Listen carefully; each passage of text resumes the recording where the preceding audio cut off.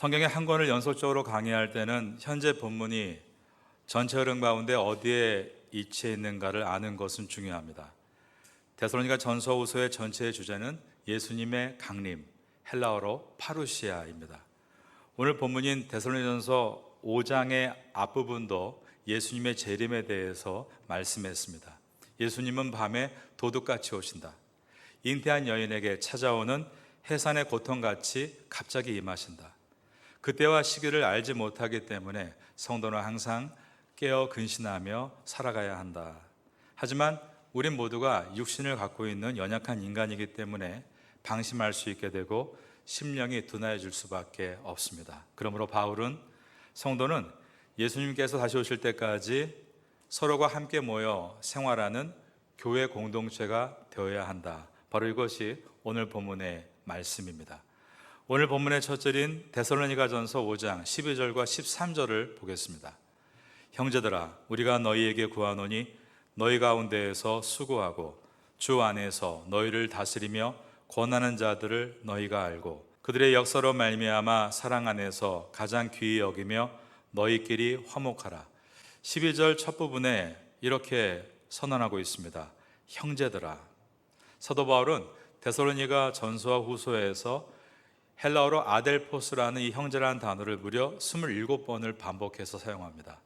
데살로니가 전서와 후서는 전체가 8장밖에 되지 않는 짧은 책입니다. 그런데 그 속에 형제라는 단어를 27번이나 반복해서 사용한 것은 교회의 중요성을 강조하기 위해서입니다.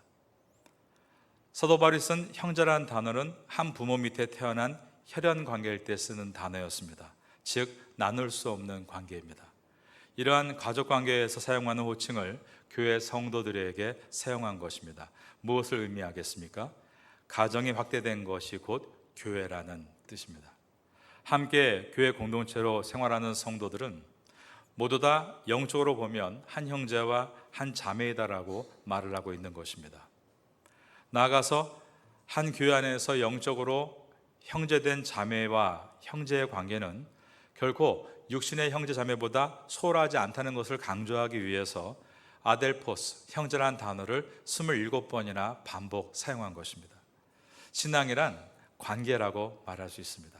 하나님과의 관계, 교회 지도자와의 관계, 성도와의 관계입니다. 예수님은 아침에 눈을 뜨시자마자 새벽 미명에 하나님 앞으로 나아가셨습니다.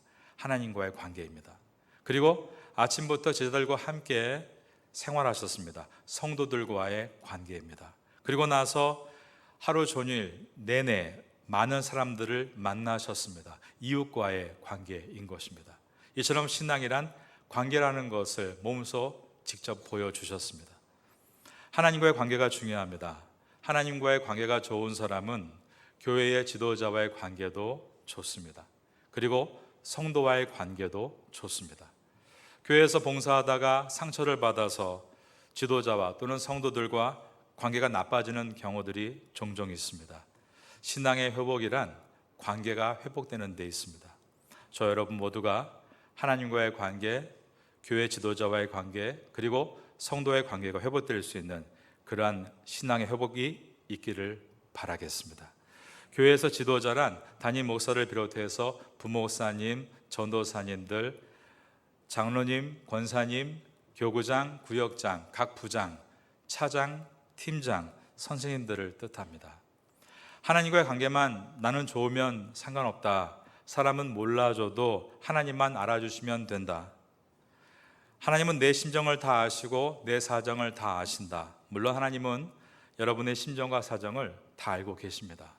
그런데 여러분의 그 신앙을 도와주시기 위해서 하나님께서 여러분에게 지도자를 붙여주시고 함께 하신다는 것을 잊지 말아야 하는 것입니다.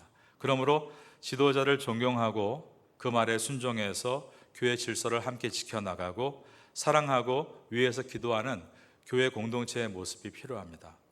지도자는 어떤 사람인가에 대해서 오늘 본문에 들어있습니다.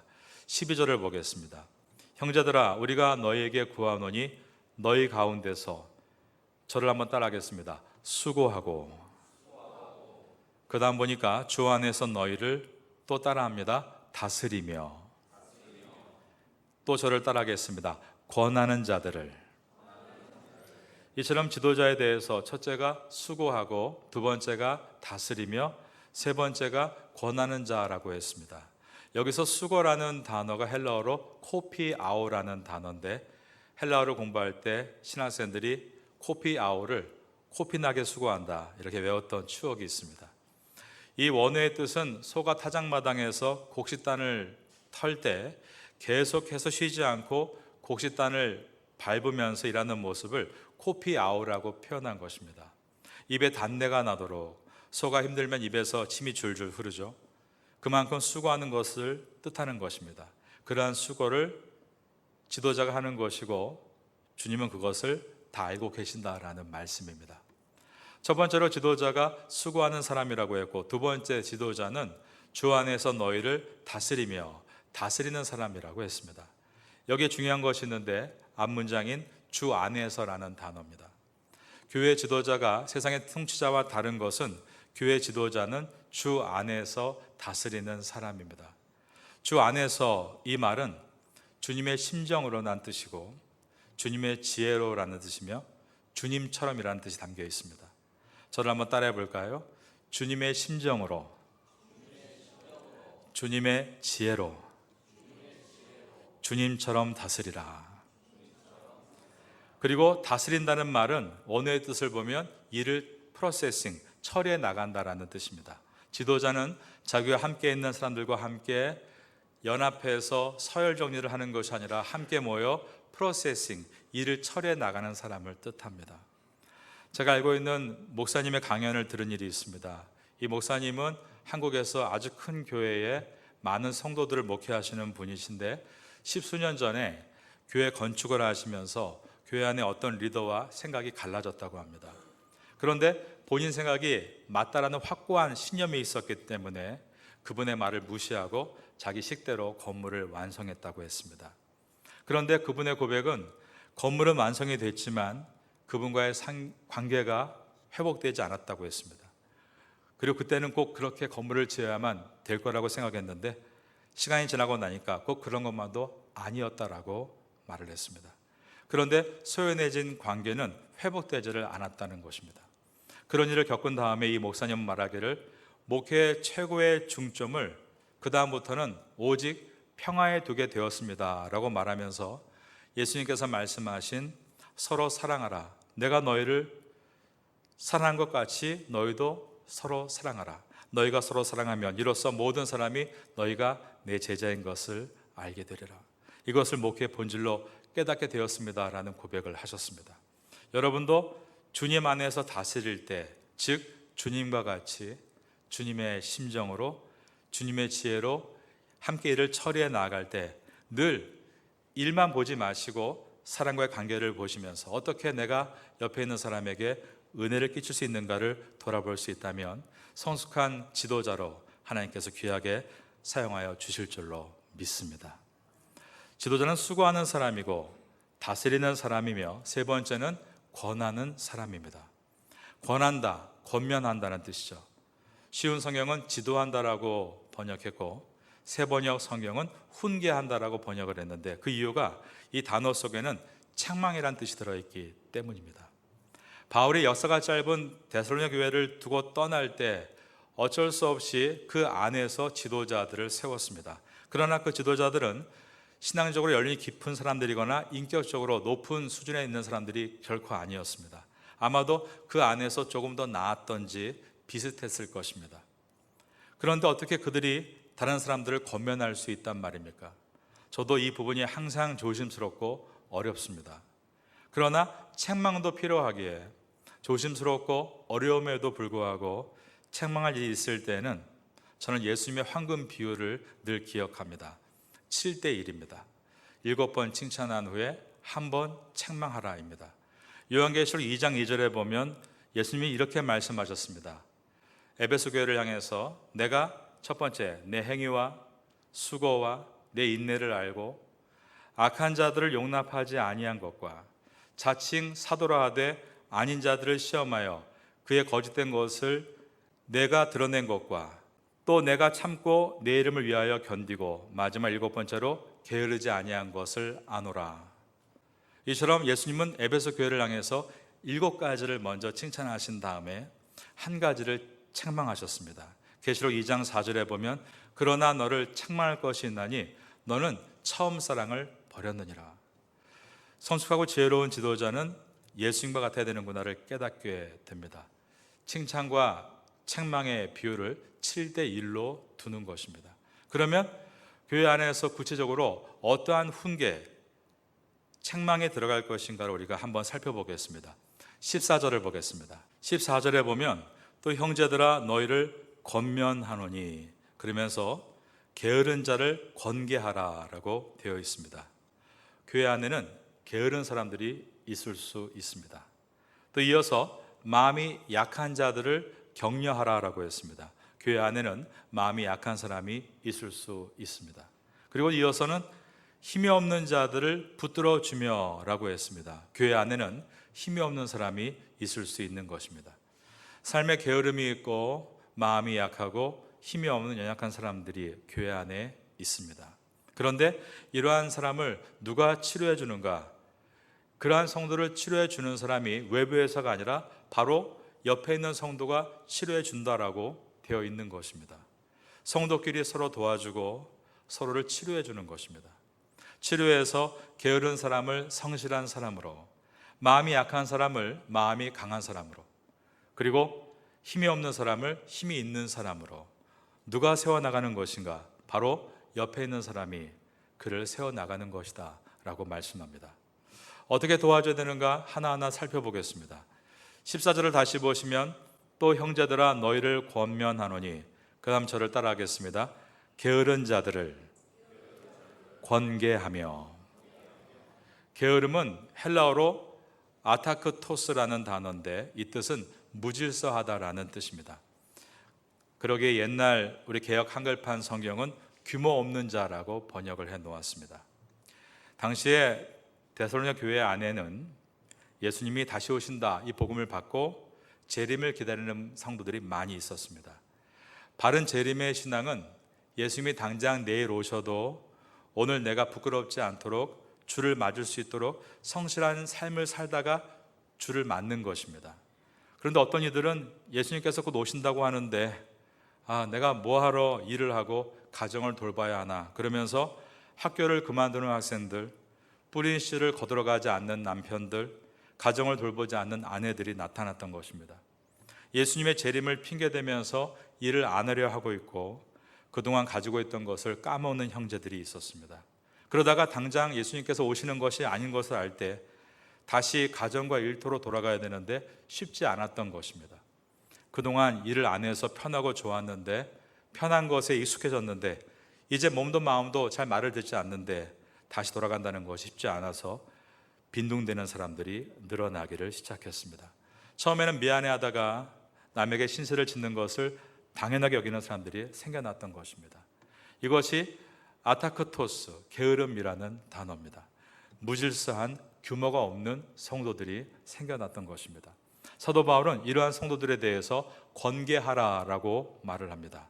14절입니다. 또 형제들아 너희를 권면하노니 게으른 자들을 한 번 더 따라하겠습니다. 권계하며. 한자어로 권할 권자에 타이를 깨입니다. 그런데 이 단어는 헬라어로 보면 형용사가 아니라, 즉 말로 하는 것이 아니라 행동으로 하는 동사로 되어 있습니다. 그러므로 게으른 자들을 권계하라는 말은 말로 하라는 것이 아니라 직접 행동으로 보여주라라는 뜻입니다. 여러분께 묻고 싶습니다. 여러분들은 말로만 신앙생활을 하고 있는 분들입니까? 아니면 직접 몸으로 봉사하며 신앙을 보여주는 분들이십니까? 여러분이 말이 아닌 앞에서 행동으로 보여주는 사람이라면 정말 좋은 신앙의 선배가 될 수 있을 것입니다. 게으르거나 무질서거나 규모 없는 성도와 함께 예배의 자리에 직접 데리고 와서 같이 예배를 드리고, 그리고 말씀을 배울 때는 직접 제자반에 함께 들어가서 같이 공부해주고, 실제로 우리 교회에는 그러한 분들이 여러 분 계셨었습니다. 그리고 그와 함께 성경 쓰기도 하면서 같이 독려해주고, 팔을 걷어붙이고 현장에서 땀 흘리는 모습을 보여줄 때 그들은 감동을 받게 되고 신앙의 모습을 배워가게 되는 것입니다. 그 다음에 보겠습니다. 14절에 게으른 자들을 건계하며 마음이 약한 자들을, 그 다음에 보면 따라할까요? 격려하고라고 되어 있습니다. 마음이 약한 자, 헬라어로 올리고프시코스라는 이 뜻은 올리스가 작은이고 푸시케가 마음인데, 직역하면 받을 만한 것에 비해서 적게 요구한다라는 뜻입니다. 쉽게 말씀드리면 실제로 이 사람은 믿음도 있습니다. 그리고 성령의 은사도 있고 일할 가능성이 있습니다. 그런데 자존감이 낮아서 항상 괴로워하면서 기가 죽어있는 상태를 뜻합니다. 우리가 볼 때 이 사람은 분명히 조금만 훈련받으면 하나님께 귀하게 쓰임받을 사람인데 스스로 자신이 없어서 낙심하고 절망하는 사람들이 있는 것입니다. 바로 그러한 사람들을 올리고프시코스, 마음이 약한 자라고 표현했습니다. 이때 해야 될 것은 격려라고 했습니다. 격려, 말 그대로 따뜻하게 위로하는 것입니다. 용기를 북돋아 주는 것입니다. 게으른 자, 무질서 규모 없는 자에게는 강한 하드트레이닝이 필요하지만 이처럼 마음이 약한 자, 즉 자기의 자존감이 바닥이 나서 절망하는 자에게는 격려와 위로가 필요한 것입니다. 우리 주변에는 실패한 경험 때문에 그것을 가지고 늘 괴로워하며 일어나지 못하는 분들이 있습니다. 제가 알고 있는 한 분은 과거에 한국에서 수표법 위반으로 고소가 돼서 한국에서 태국으로 도피를 했습니다. 그런데 더운 곳에서 적응하지 못하고 열병에 들어 그만 병원에 입원을 하고 말았습니다. 그때 교민이 입원했다고 해서 저와 성도님이 가서 기도해 주었는데 정말 기적처럼 자리를 털고 일어나게 됐고, 그것이 신앙의 시작의 계기가 되었고 얼마나 행복하게 예배 드렸는지 옆에서 보는 저도 늘 기뻤습니다. 그리고 태국에서 아버지 학교를 한참 할 때, 또 어느 때는 그분이 그곳에 참석해서 스텝으로 봉사하면서 신앙을 더욱더 키워나갔습니다. 하지만 한국 법무부에서 태국에 숨어있는 범법자들에 대한 일제 단속을 요청했고, 태국 경찰들이 체포할 때 그분도 체포당해 한국 교도소에 수감이 되었습니다. 그분은 자신이 너무나 초라하게 느껴졌고, 자기의 죄를 숨기고 교회 생활을 한 모든 것은 가식이었고 실패였고 위선이었다, 스스로 그렇게 낙심하고 절망했습니다. 그래서 일어나지를 못한 것입니다. 그런데 이때 한 분이 그 먼 교도소까지 그분을 면회 가셨습니다. 이분은 아버지 학교 때부터 함께 일해왔던 동료입니다. 이분이 교회 감옥에 수감된 그 형제에게 이렇게 말을 해주었습니다. 형제여, 우리 모두 죄인입니다. 감옥에 있는 사람은 들킨 죄인이고 감옥 밖에 있는 나는 안 들킨 죄인일 뿐입니다. 형제님, 하나님의 빛 가운데 거하는 성도의 생활을 하면서 이 말 못할 사연 때문에 얼마나 괴로우셨습니까? 제가 알고 있는 지혜를 통해 교정국에 확인해 보니 한 1년 넘게 수감될 거라고 들었습니다. 이제 그 시간을 보내고 나서 우리 다시 주님 나라를 위해서 열심히 일합시다. 아버지 학교를 위해서 열심히 봉사합시다. 그런데 이 말이 이분에게는 큰 위로와 소망이 된 것입니다. 아, 나를 버리지 않는구나. 내가 버려진 사람은 아니구나. 여러분, 우리가 다윗을 기억해야 됩니다. 하나님은 공의 하나님으로 다윗의 죄를 숨기지 않고 드러내게 하십니다. 죄값도 치르게 하십니다. 하지만 그 다음에는 반드시 다윗이 일어나서 회복할 수 있도록 용기와 은혜를 부어주시는 것입니다. 이분도 그 형제에게 이렇게 위로를 받고 나서 함께 일하자는 그 손을 잡고 일어나서 다시 일하기 시작했고, 한국에 있는 저 지방의 공단에 있는 태국인이 모인다고 하는 교회에 가서 열심히 봉사하면서 태국 예배부를 섬겼고, 또 저에게 필요한 찬양집이나 성경책을 부탁하기도 하셨습니다. 그리고 수년 전에 저희 교회에서 파타야 아버지 학교를 시작할 때 그분이 꼭 오시려고 다 준비하셨는데 사업으로 오시지 못하게 되자 자기의 체류와 여행 경비 전체를 다른 분에게 주시면서 이분을 보내셨습니다. 누군가 자기의 손을 잡아줬고 일어난 경험이 있기 때문에 이분 또한 흔쾌히 다른 사람에게 자기의 것을 나눌 수 있었던 것입니다. 마음이 약한 자, 올리고프시코스, 내가 받을 정도에 비해서 적게 요구하는 자, 실패하고 낙심해서 자존감이 바닥에 나고 괴로워하는 자, 혹시 여러분 주변에 그런 분이 계시지 않습니까? 만약 그런 분이 여러분 마음에 떠오른다면 이번 한 주간 동안 그분에게 전화하시거나 문자를 보내시거나 또는 기도하시면서 그분이 얼마나 귀하고 보석 같은 존재인지를 꼭 격려해 주시면 좋겠습니다. 그러한 아버지의 따뜻한 마음으로 격려해 준다면 회복될 수 있는 것입니다. 이 자리에는 우리 모두는 그러한 은혜의 격려자가 될 수 있기를 예수님의 이름으로 축원합니다. 5장 14절에 또 형제들아 너희를 권면하노니 게으른 자들을 건개하며 마음이 약한 자들을 격려하고, 그 다음 한번 저를 따라 하시겠습니다. 힘이 없는 자들을 붙들어주며. 여기에서 힘이 없다는 것은 육신의 힘이 없다는 말이 아니라 믿음의 힘이 없다는 것을 뜻합니다. 그런데 이 말이 아예 예수를 모른다, 구원을 의심한다는 뜻은 결코 아닙니다. 왜냐하면 그 당시에 로마 당시에 크리스천이라는 의미는 이미 죽음을 각오하고 믿는 일이었기 때문입니다. 많은 사람이 예수를 믿기에 순교하던 때였습니다. 그러므로 초대교회 성도에게 더 이상 하나님에 대한 의심이나 구원에 대한 불확실, 그런 것은 없었습니다. 그들은 모두가 예수님의 다시 오심 파르시아를 대망하고 있었던 것입니다. 여기서 힘이 없었다는 것은 그러한 구원의 확신이 없다는 말이 아니라, 힘이 없다는 이 뜻은 여전히 믿음의 생활을 하지 못하고 옛 자기의 생각과 세상의 경험을 앞세우고 살고 있는 모습을 힘이 없는 모습으로 표현한 것입니다. 예수님 믿지만 여전히 방법은 세상의 방식을 추구하고 있고, 여전히 말은 세상에 하는 말과 똑같이 말하는 것을 표현하고 있습니다. 오늘 본문은 그런 사람들을 믿음 없는 사람이라고 한 것입니다. 그런데 그들을 향해서 붙들어 줘야 한다라고 말씀했습니다. 그러면 우리가 어떻게 구체적으로 붙들어 줄 수 있는 것인가?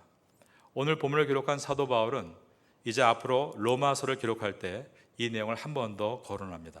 로마서 14장 1절에 보면 이렇게 말씀합니다. 믿음이 연약한 자, 오늘 본문과 같은 이야기죠. 그들을 너희가 받되 그의 의견을, 그 다음 보니까 비판하지 말라라고 되어 있습니다. 이 말의 뜻은 그가 세상적으로 말하고 세상적으로 표현한 것을 너무 구박하지 말고 잘 들어주라라는 뜻입니다.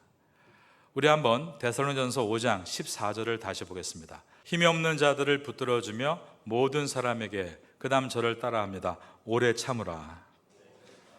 예수님을 나의 구주로 고백하고 확실히 믿고 나서도 내가 경험했던 과거의 경험과 생각, 그것으로 가득 차서 표현하고 말하는 분들이 있습니다. 자기 생각만 주장하는 분들이 있는 것입니다. 심지어 내 주장만 맞다고 하는 분들도 많이 있습니다. 그런 분들을 향해 성도는 오래 참으라 라고 말씀하시는데, 저는 이 오래 참으라는 단어를 항상 들어주라라는 단어로 바꾸어서 이해합니다. 신앙이 잘 자랄 수 있도록 그의 말을 들어주는 것입니다. 여러분 어떻습니까? 상대방의 말을 들어주는 것이 쉽습니까? 어렵습니까? 예전에 제가 신학교에 있을 때 어떤 교수님은 밝게 웃으면서 그게 뭐가 어렵냐라고 하셨는데, 저는 지난 목회 29년을 돌아볼 때 저의 가장 큰 숙제가 이것입니다. 이치에 맞지 않고 말도 안 되는 얘기를 할 때 들어주는 것이 쉬울까요? 신학을 20년 공부한 사람 앞에서 엉터리 신학을 얘기할 때 들어주는 것은 쉬운 일이 아닌 것입니다. 세상의 얘기를 가득 채우면서 말할 때도 마찬가지입니다.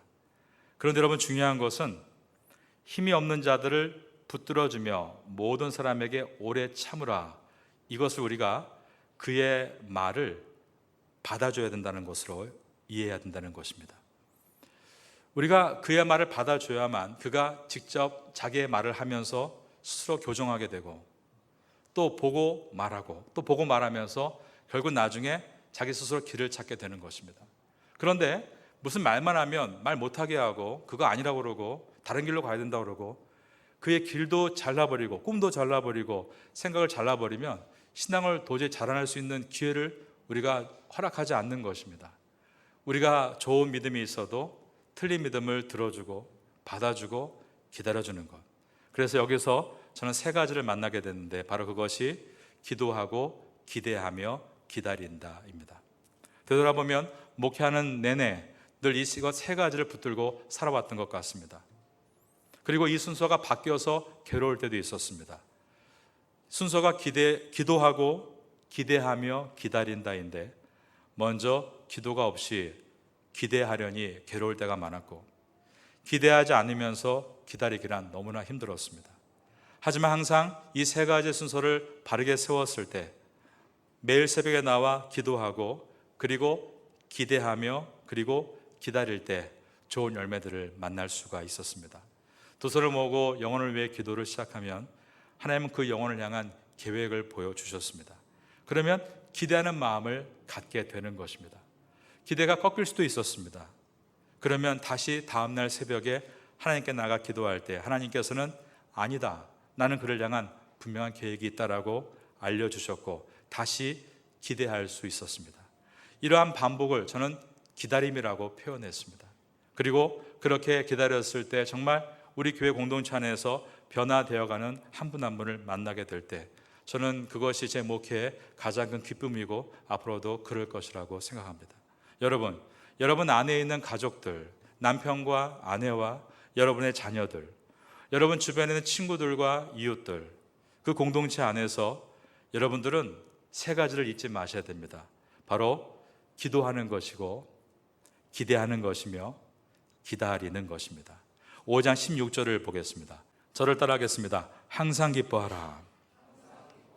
우리가 그리스도인으로서 항상 기뻐할 수 있는 이유는 주님께서 로마서 8장 28절에서 말씀하신 것처럼 하나님을 사랑하는 자, 그의 뜻대로 부르심을 입은 자에게는 모든 것이 합력하여 선을 이루기 때문이다.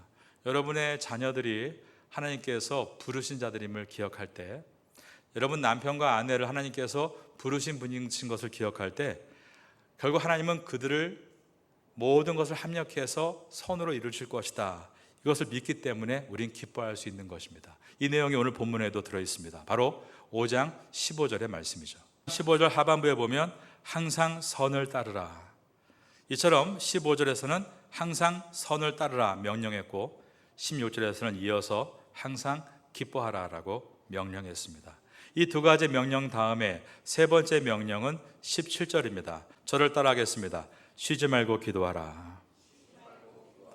항상 선을 따르고 항상 기뻐할 수 있는 원동력은 쉬지 않고 기도할 때입니다. 기도할 때 우리가 선을 따를 수 있고 기뻐할 수 있습니다. 여기서 쉬지 않고 기도하라는 말이 하루 종일 중얼중얼 하라는 말은 아니죠.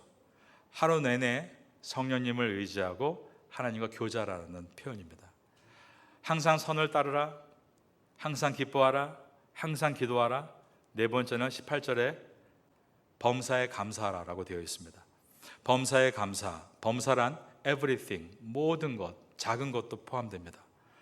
여러분 오늘 이 말씀을 마음에 담으면서 여러분의 가정, 여러분의 학교, 여러분의 일터, 또 교회 공동체 안에서 여러분들은 사람을 대할 때 우리가 서로를 높이고 세운다는 것을 기억하고 그를 향해서 기도해주고, 기도하니까 기대하는 마음을 갖게 되고 그 기대하는 마음을 가지고 또 기다리는 겁니다.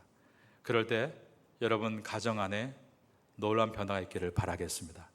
여러분의 모든 공동체 안에 작지만 분명한 변화가 있게 되기를 바랍니다.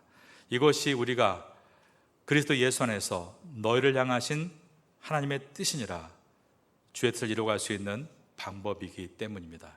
오늘 이 데살로니가전서 5장을 지나면서 이러한 믿음을 가지고 한 주간도 승리할 수 있게 되기를 예수님의 이름으로 축원합니다.